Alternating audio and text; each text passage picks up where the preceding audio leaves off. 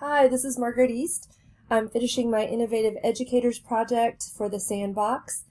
Uh, I found out on Friday that my course is not going to make this fall, and I was terribly disappointed. I was almost finished with these modules, so I decided to go ahead and wrap it up and finish it in the hopes that you guys allow me to teach this course in the spring and we have some better advertising for it this fall so we can get the synchronous class down at Cassville going. But anyway, here is my sandbox, and here's what you want to know. This is the view that students will see initially when they come in. This is the homepage. I've put buttons on the homepage. It links to the announcements, about me, the syllabus, modules, and the course overview and expanded description. For the homepage itself, I actually put the Crowder College description that's in the course catalog. I felt like they needed to have some continuity for that so they knew that they were looking at the right thing. But I created an enhanced course description because the principles of andragogy suggest that they need to see what I think the course is really about and how it connects to their lives. Geography is more than the memorization of capitals, and there are some people that actually think that that's what it is, and it's so much more than that. If we want to know that kind of stuff, or we want to find out where something is in the world, we can oftentimes look for that on a real-time basis. Geography is these other things. And I connect it to their daily lives by mentioning local things like vital farms and tracker boats and talking about gas prices and things like that. This course description mentions that stuff, and then it shows the expectations for the class. When I get a chance to create the class itself for the first time, I'll have a Microsoft Teams link for that, and I'll put the Teams link all over this place, and they'll find it everywhere. But it'll be here in the course description too. There's a text requirement, there's attendance information, how to conduct yourself in a virtual class in terms of online etiquette, and then again the institutional learning outcomes, that's there as well. The syllabus, I've thought about it for a long time about how to do this course. The course itself, I used the institutional syllabus that you guys provided. Thanks to the social studies division meeting that we had a couple Fridays ago, I was able to revise it to be my section of it, my portions of it, to be a little bit more effective. The only things I changed were starting here from expectations for student works. I think, given my understanding of the course expectations and how many minutes per week students are supposed to work on this, that they'll be working about 6 hours outside of class every week. And that is what I used as my target for trying to think through how long it was going to take them to do things. Because it is mostly a remote class, I decided not to weight the exams very heavily because those are too easy to cheat on. You can't see what people are looking at when they take these exams and that sort of thing. And instead, I weighted their weekly performance tasks to be that much more. There's about 40%, if this 1,300 points becomes about 40% of the course. And then the discussion, posts, and responses are about collectively another 18% of the course. The rest are 2 projects. I'll talk about those later, the midterm and final exams. In the syllabus, I discuss how and when these discussion board postings are supposed to be done, when they're due, how people need to be able to disagree agreeably in these posts, and I do mention that again on the discussion board days themselves when I first post requests for responses. I talk about what their weekly homework tasks are, and I'll show you a couple of those in a few minutes. I mention the 2 projects that they'll do, and then I also have a section on how I'm grading late or missing work. I edited this after our meeting in Neosho, and then I also added a section on academic integrity that I added after the meeting in Neosho. The syllabus also has the course calendar. The way I design the course is that there are topical stuff related to regional focus and regional understanding that come basically before the midterm. So I'm doing, the first week is an introduction to the course. The next couple weeks are physical geography of the world, that's unit 2, political geography. We're looking at culture, religious, and language regions, things that really set off those conflicts around the world. Population variation and migration, we're looking at age dependency, population pyramids, fertility rates, regional variation, and that kind of stuff. Then I turn my attention to world development disparities, which also seemed to be a big focus of the textbook that we had.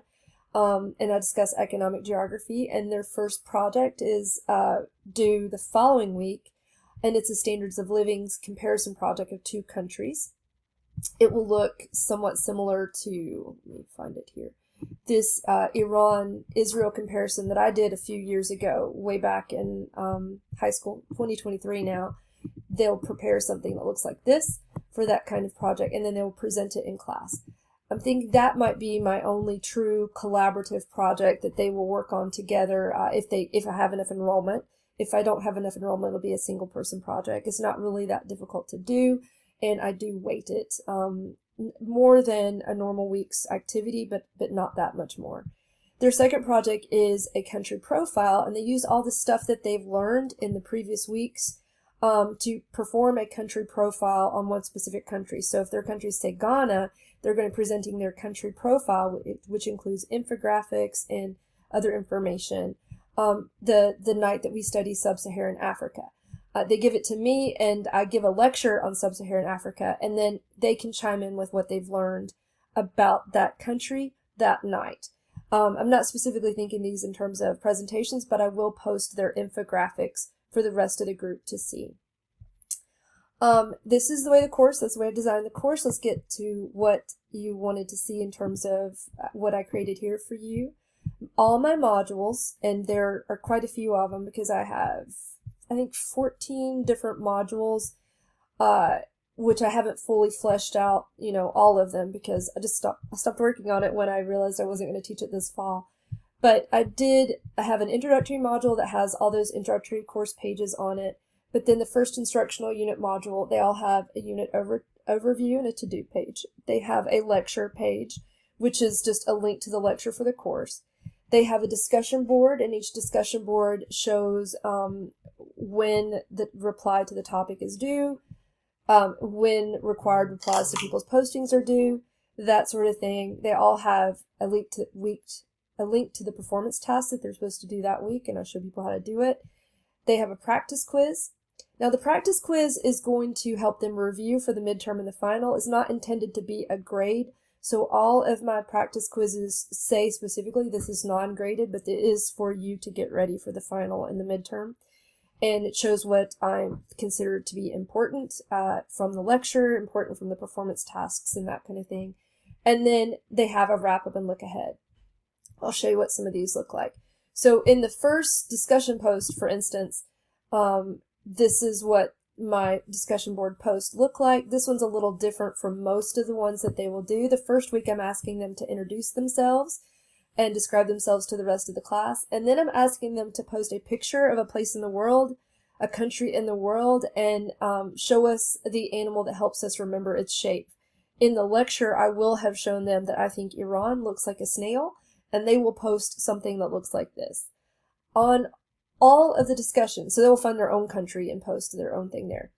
On all the discussions, I remind people about not shutting down legitimate intellectual disagreements, and that people have. They cannot mock or disparage others or belittle others' posts and that sorts of things. So we have to disagree agreeably. That is a big component of this class. In terms of, that was one of what one of their discussion posts look like. The future discussion posts, I'm asking them to take the topical ideas of the week, say physical geography, political geography, economic geography, or say Africa, if we're in that area, and they're finding a current events article about those places. And again, they get to choose what they're interested in, where they're interested in. They get to choose which article to write about. There's a specific format that they have to follow.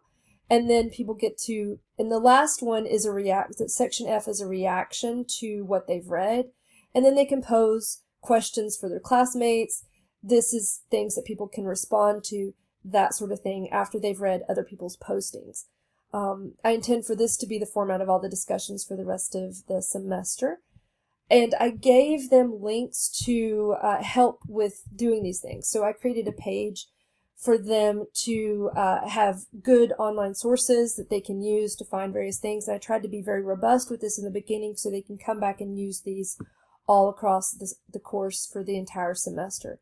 So this is about finding good online news sources, and one of my requirements when they're posting about their current events is that they also not only find good sources, but that they're evaluating what they read for political bias. So I also include information on how to notice political bias in journalism. This is a resources page for them, with some places I've found helpful to use before, things that they can download and use over and over and over again, just for doing that little section in their discussion posts. So that is what a discussion post looks like for them. Again, here's what an overview and to-do page looks like. This is how I would have introduced the unit on physical geographic processes. It tells what they're going to be learning, why it's important, mentions all the to-do activities that they have to do and their due dates. Here I'll show you the lecture for that unit as well.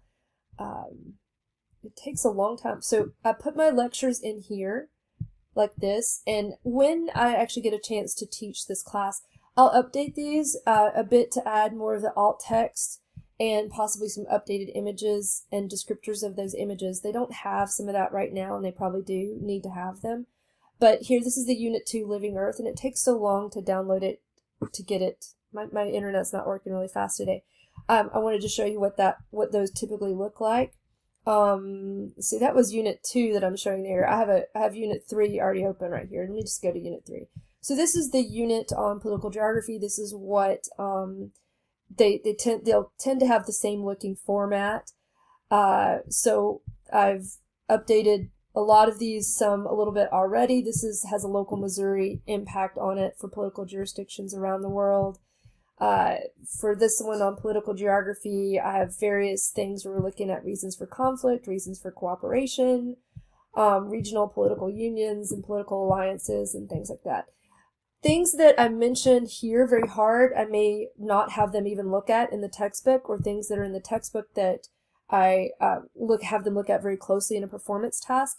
I won't mention them much in the lecture because I don't want to duplicate things. But sometimes I will duplicate them if I think they're important for us to go over. So that's what some of my lectures look like. You can see that there. Let me get this out of the way for you. What did I just click on? Okay. Back to the modules. That's what one of their lectures look like. This is what some of their performance tasks look like. And I've tried to follow the principles of andragogy with that as well. For instance, this is the physical geography unit.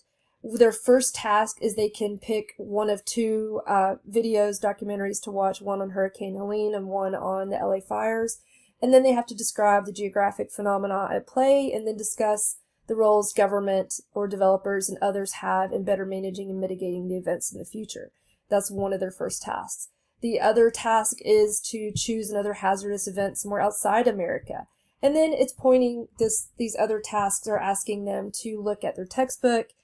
And then the last one here is actually they have to print this map out or draw on this map, and they have to locate some of these world regions. As part of our learning outcomes, they need to know where some major landforms are and things are in the world, so they're showing me that they can do that here. So there's a variety of tasks every week when they have those. I've created a rubric for all of them to be able to use and self-evaluate for. They can see these rubrics and they can evaluate their own work and product on this. So for instance, if they're a busy working person and they're just in a real hurry that week, they see what I think is important and how I'm going to grade it. And if they have to jettison a task, they just jettison a task. They don't do that particular one, and they know how much they're going to lose when they don't do it. That kind of thing is very important pragmatically for a lot of our working people, and they know what it is. So I created those things for them. They also have, like I said, quizzes in all of their activities. This is a practice quiz for Unit 2, and they can see, I'm going to show you the build side of it. I have various question types here that they can go through. I love the hotspot feature for this. They'll have some short answers that I think are important. And when I designed these short answers, I designed it such that they could see, this is my practice one, they could see what I think a good answer explanation would have been for that unit. Okay, so those quizzes all have different variety of types in there for them. I think they'll be very helpful getting people prepared for the midterms and the finals. And let's see, I only have like 15 seconds. There is a wrap up and look ahead. on every unit that shows like what they've done and what they're going to do next. And I think I'm done. Thank you very much. I only had 15 minutes. Thanks. Bye-bye.